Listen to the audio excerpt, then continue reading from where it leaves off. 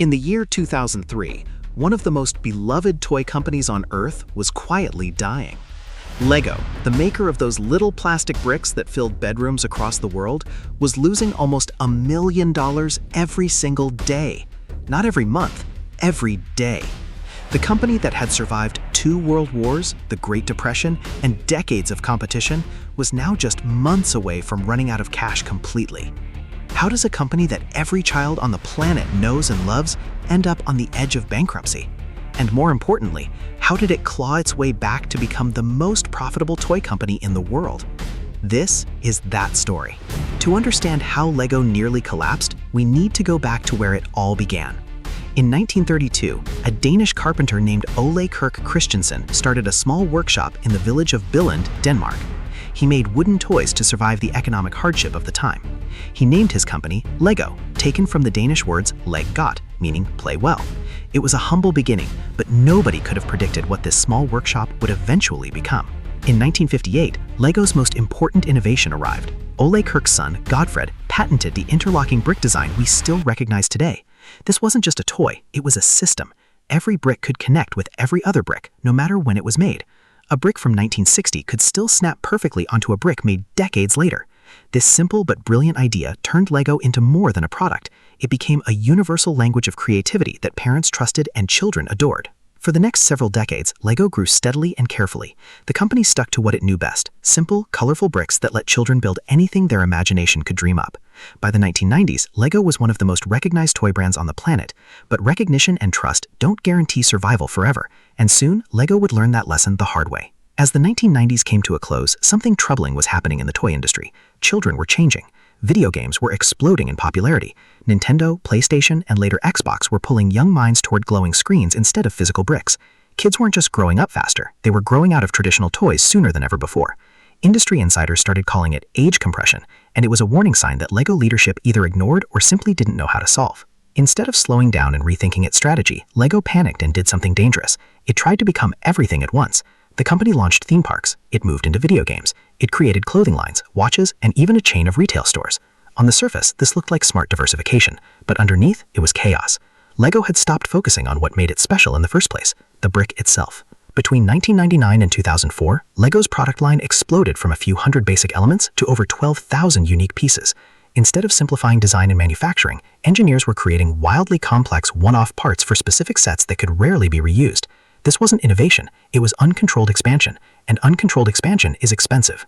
By 2003, the financial damage was staggering. Lego reported a loss of nearly $230 million. In 2004, the losses grew even worse, reaching almost $300 million in that single year alone. The company that once symbolized creative joy was now drowning in debt, bloated inventory, and a broken business model. Analysts openly speculated that Lego wouldn't survive the decade. Toy retailers began quietly preparing for a world without Lego on their shelves. What went so wrong internally? It wasn't just the number of new products, it was how those products were made. Lego's manufacturing costs had spiraled out of control because there was no consistency across the parts being produced.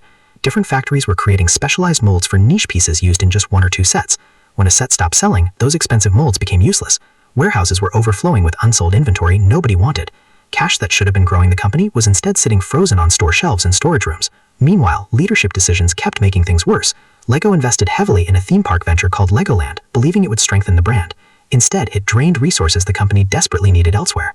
They poured money into a video game division without deep gaming expertise. They launched a clothing line that confused customers who simply wanted bricks, not branded shirts. Every new venture pulled focus and capital away from the one thing Lego actually did better than anyone else in the world. By late 2003, the Lego family, who had run the company for 3 generations, realized they needed outside help. The man who stepped into this crisis was Jørgen Vig Knudstorp, a former McKinsey consultant who had joined Lego just a few years earlier. In 2004, at only 35 years old, he was named CEO. Many doubted he had the experience to save a company this deep in trouble. What he did next would completely rewrite the rules of the toy industry. Knudstorp's first move was brutally honest. He told the Lego board something nobody wanted to hear. The company wasn't just struggling, it was, in his words, on a burning platform. If drastic changes weren't made immediately, Lego would run out of money. Full stop. There would be no bricks, no bailout, no future.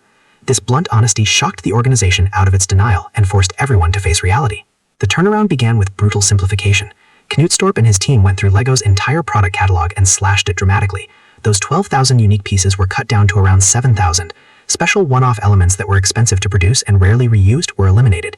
The company sold off LEGO Land Parks to a specialized theme park operator called Merlin Entertainments, keeping a minority stake instead of full, costly ownership. Non-core businesses like clothing and jewelry were shut down entirely.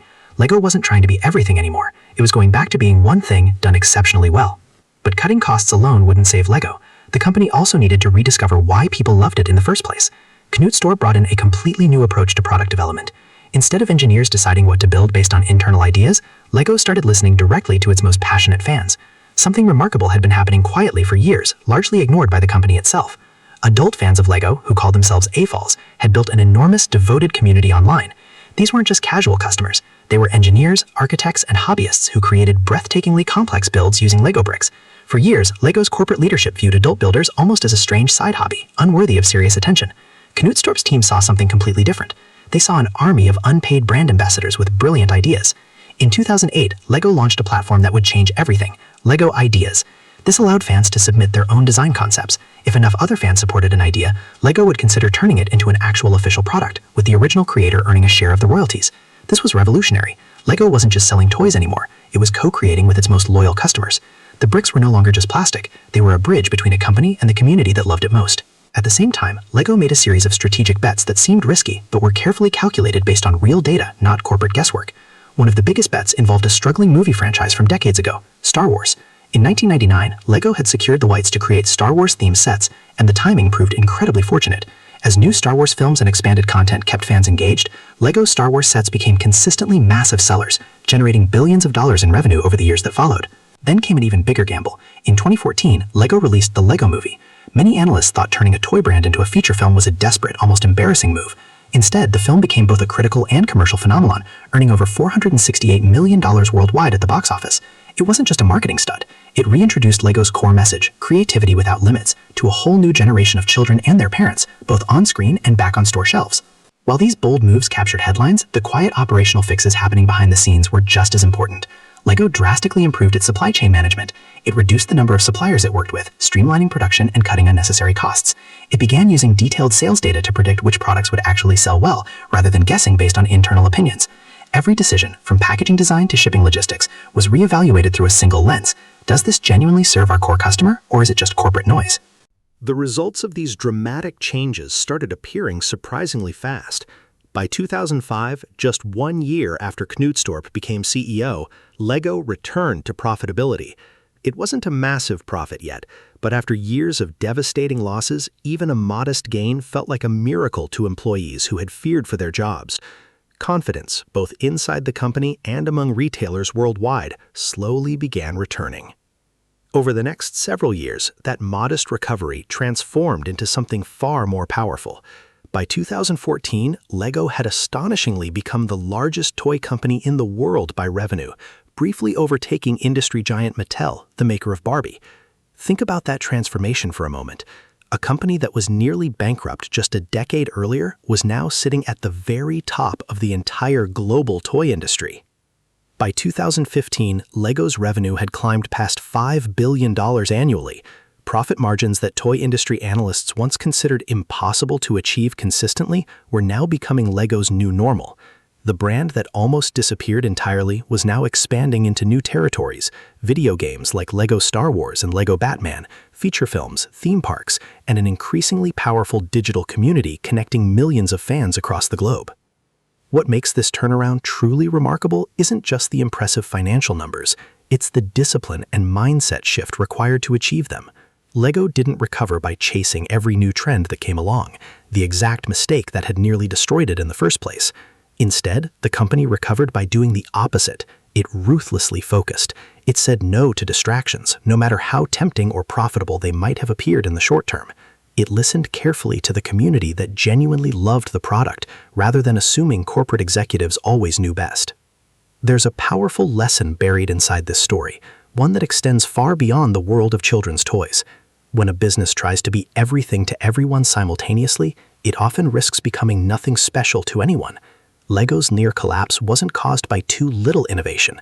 It was caused by too much unfocused innovation, scattered in every possible direction without a clear, unifying strategy.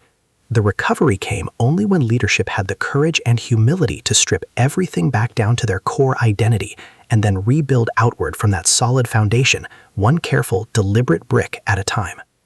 Today, LEGO stands as one of the most valuable and respected brands anywhere in the world, worth many billions of dollars.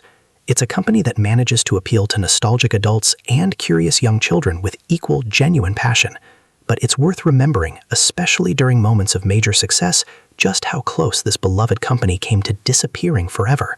The very same bricks that nearly buried LEGO in unsold, forgotten inventory eventually became the exact foundation that rebuilt it, piece by piece, decision by decision, brick by brick. And perhaps that's the most powerful lesson of all. Sometimes the path forward isn't found by building something entirely new. Sometimes it's found by rediscovering the strength of what you already had right from the very beginning.